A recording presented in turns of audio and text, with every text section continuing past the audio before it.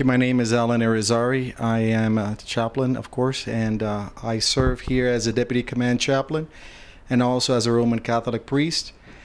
I am serving my back unit back in the States is in Fort Bragg, and my home place, I was born in Maine. My father was in the Navy, and my family is in Puerto Rico. Anyway, first of all, my mission here basically is to support the command chaplain in all the operations and mission here taking place in NTM-A for the chaplain section. Additional to that, I do the Catholic coverage for the whole Kabul clusters here in Kabul and try to support and make the mission of the chaplain successful here. Okay, so it involves the services, Bible class, counseling too? Yeah, of course.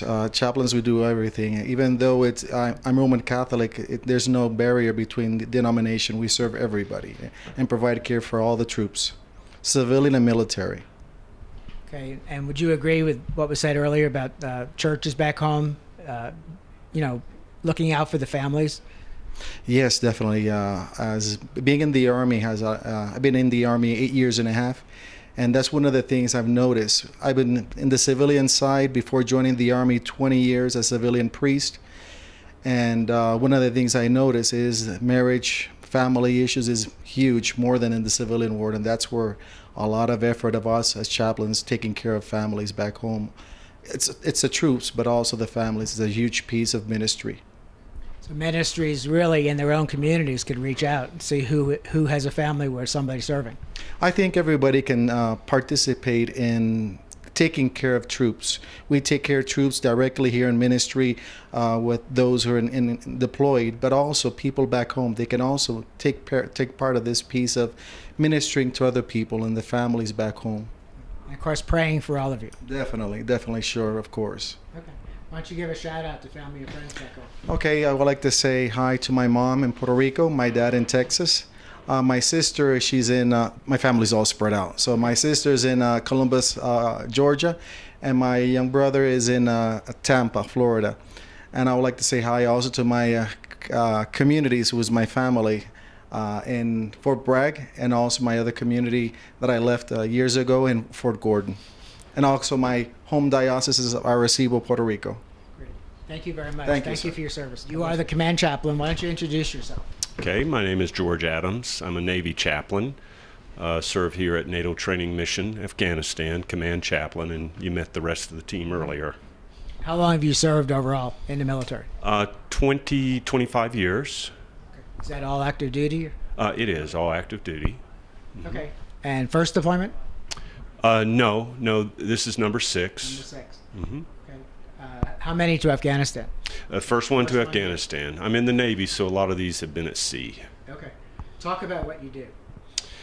Well, 2 primary missions. One is to provide for the troops here that are on Camp Eggers, that are part of the NATO training mission. We do religious ministry, obviously worship services, Bible studies. We do pastoral care and counseling.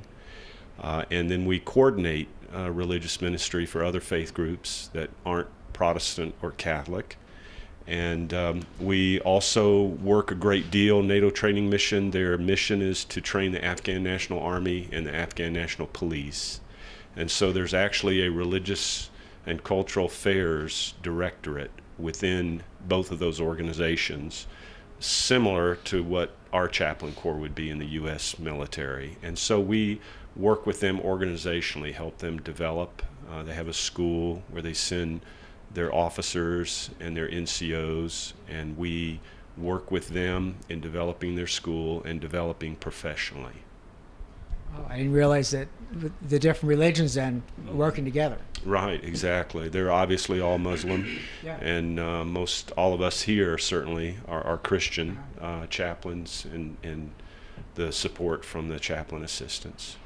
Okay, talk a little bit about families back home and the support from churches too, if you don't mind. Sure. Well, we get very good support, and from churches, Boy Scouts, Girl Scouts, businesses that send support packages. Some of the support packages go directly to the troops. That's their intent. And then some of it goes to the people of Afghanistan when we do these volunteer community relations, just yesterday we went to a camp where the people, just live in tents and really abject poverty. We distribute food, we distribute clothing, we distribute items that are donated by people, from people in the United States, toys to children, sometimes it's school supplies.